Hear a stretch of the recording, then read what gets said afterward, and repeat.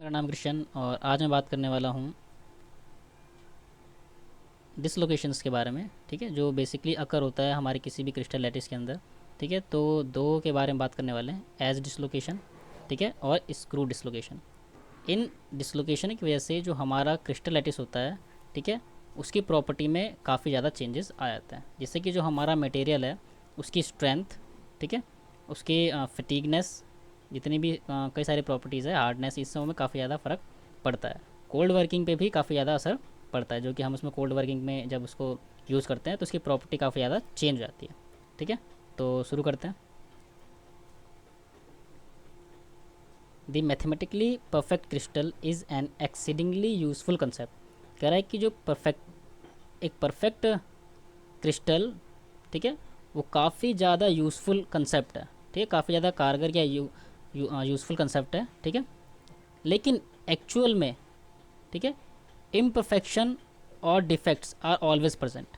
हमेशा क्या होता है, असल में उसमें कुछ कमियां, ठीक है, मौजूद होती ही हैं, जिससे क्या होता है उनके नेचर पे, ठीक है, इफ़ेक्ट पड़ता है। Often very important in understanding their properties of crystal and metals in as a whole. ठीक है, अब क्या कर रहा है कि उनके उससे उनकी नेचर पर फ़र्क पड़ता है, इसलिए वो बहुत ज़्यादा इंपॉर्टेंट हो जाते हैं। ठीक है, समझना, ठीक है, जिससे कि उनकी प्रॉपर्टी रिलेट करती है किसकी, क्रिस्टल की, और पूरे के पूरे मेटल की भी। ठीक है, tiny imperfection causes some misalignment of the atoms and this misalignment tends to weaken the crystalline structure। जैसे मैंने बताया, ठीक है, उस छोटे से imperfection की वजह से, उस छोटे से मिसअलाइनमेंट की वजह से जो मेरा मेटल होता है वो वीकन हो जाता है। अगर उसका क्रिस्टलाइन स्ट्रक्चर वीकन होगा तो जाहिर सी बात है उसके जो मटेरियल का स्ट्रेंथ है, जो भी कई सारी मैकेनिकल प्रॉपर्टी है, उस पर भी कुछ ना कुछ फ़र्क पड़ेगा।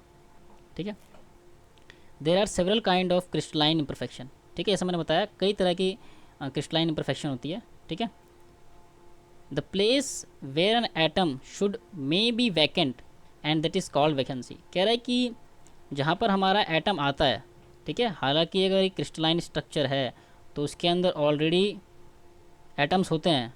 ठीक है, लेकिन अगर कोई एक एक्स्ट्रा एटम आके उस क्रिस्टल में बैठता है तो उससे क्या होता है, इम्परफेक्शन आ जाती है, डिसलोकेशन हो जाता है, पूरा का पूरा क्रिस्टल स्ट्रक्चर बिगड़ जाता है। ठीक है, उसके वजह से जो हमारा प्रॉपर्टी है मैकेनिकल या फिजिकल, वो चेंज हो जाती है हमारे मटेरियल की। ठीक है, आगे देखते हैं। In other case there is a dislocation, जैसे मैंने बताया उसे हम क्या कहेंगे, dislocation. Two kinds of dislocation are usually found to exist in crystal. दो प्रकार के जो हमारा डिसलोकेशन होता है वो क्रिस्टल के अंदर पाया जाता है। ठीक है, there these are edge and screw. ये एज है और स्क्रू है dislocation. The edge dislocation occur at the end of an extra half plane atoms. ठीक है, जो हमारा डिसलोकेशन होता है एज, उसमें क्या होता है कि एक पूरा का पूरा रो ही आ जाता है एटम्स का। ठीक है, जैसे मैंने बताया एक पूरा का पूरा रो आ जाता है उस क्रिस्टल स्ट्रक्चर में, और फिर उसी पूरे क्रिस्टल स्ट्रक्चर क्या कर देता है, बदल देता है। जबकि स्क्रू डिसलोकेशन में क्या होता है, a partial tearing of a plan of a lattice may be offset in screw dislocation. इसमें क्या होता है, पार्शियल टीयरिंग होती है।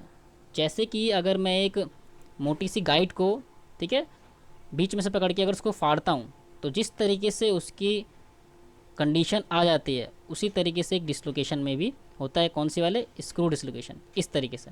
ठीक है, ये पूरा का पूरा प्लेन ही मेरा क्या हो जाता है, टीयर हो जाता है, ये कुछ इस तरीके से जुड़ा रहेगा।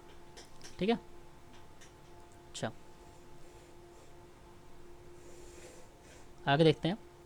और ये भी कह रहा है कि इसके अंदर कई सारों में दोनों डिसलोकेशन भी होती है, कि स्क्रू डिसलोकेशन भी होती है और एज डिसलोकेशन भी होती है। अब हम एक एक करके पॉइंट टू पॉइंट इनके बीच का जो डिफरेंस है वो देखते हैं। पहला, an edge dislocation lies perpendicular to its burger vector. Burger vector क्या होता है, ये है बर्जर वेक्टर। ठीक है, ये बर्जर वेक्टर है। ठीक है, जब एक पूरा क्रिस्टल स्ट्रक्चर, एक पूरा क्रिस्टल स्ट्रक्चर था जिसमें एक एक्स्ट्रा रो आ गया एटम का, तो उसकी वजह से जो मेरा बर्जर वेक्टर है और ये इसके बीच में क्या है, ये परपेंडिकुलर है। तो ये क्या होता है, मेरा हमेशा परपेंडिकुलर होता है। ठीक है, किसके अंदर, एज डिसलोकेशन में, ठीक है। तो एज डिसलोकेशन में क्या होता है, edge dislocation lies perpendicular to is burger vector, ठीक है। तो इसमें जो मेरा बर्जर वेक्टर होता है वो परपेंडिकुलर होता है डिसलोकेशन के, जबकि स्क्रू डिसलोकेशन में क्या होता है, ये पैरेलल होता है मेरे बर्जर वेक्टर के, जैसे कि यहाँ ये, ठीक है। इसमें क्या है, ये जो मेरा बर्जर वेक्टर था, ठीक है, इसमें जब डिसलोकेशन हुआ तो ये और इसके बीच में एंगल कितने का बन रहा है, 180, तो ये क्या होता है मेरा पैरेलल होता है, ठीक है। तो इसमें तो ये था परपेंडिकुलर और इसमें क्या है, ये पैरेलल, ठीक है। तो पहला डिफरेंस ये हो गया। दूसरा, an edge dislocation moves in direction of burger vector. Edge dislocation में क्या होता है, जो डिसलोकेशन होता है वो बर्जर वेक्टर की डायरेक्शन में मूव करता है, लेकिन a screw dislocation moves in the direction perpendicular to the burger vector, जबकि इसके अंदर जो डिसलोकेशन होता है वो मेरा परपेंडिकुलर मूव करता है, जैसे कि यहाँ पर जो इसकी मूवमेंट हो रही है ये बर्जर वेक्टर की परपेंडिकुलर होगी, यानी कि ये पीछे की तरफ जाएगा, बर्जर वेक्टर ये रहा, लेकिन इसके अंदर क्या होता है, ये पैरेलल होता है, ठीक है। ये इधर जाएगा, ठीक है, तो ये वाला क्या जाएगा, आगे की तरफ जाएगा एक तरीके से। तो दोनों का दोनों क्या है, ये इस तरीके से यहाँ उल्टा पड़ गया, पैरेलल, ठीक है, इन द डायरेक्शन जाएगा। अब तीसरा, an edge dislocation involves an extra row of atom, ठीक है, जैसे मैंने बता दिया, इसमें क्या होता है, एक एक्स्ट्रा रो ऑफ एलिमेंट आ जाता है आइदर अबव और बिलो द स्लिप प्लेन, जो मेरा स्लिप प्लेन है उसके नीचे की तरफ या ऊपर की तरफ, जबकि in screw dislocation the distortion follow a helical और screw path, both right hand and left hand sense are possible, ठीक है। इसमें क्या होता है, हेलिकल भी आ सकता है, जैसे कि एक स्पाइरल होता है नॉर्मल, या स्क्रू पाथ भी कर सकता है, ठीक है, both right hand and left hand, दोनों दोनों पॉसिबल है, ठीक है। चौथा देखते हैं, the edge dislocation is a particularly useful in explaining slip in plastic flow during mechanical property.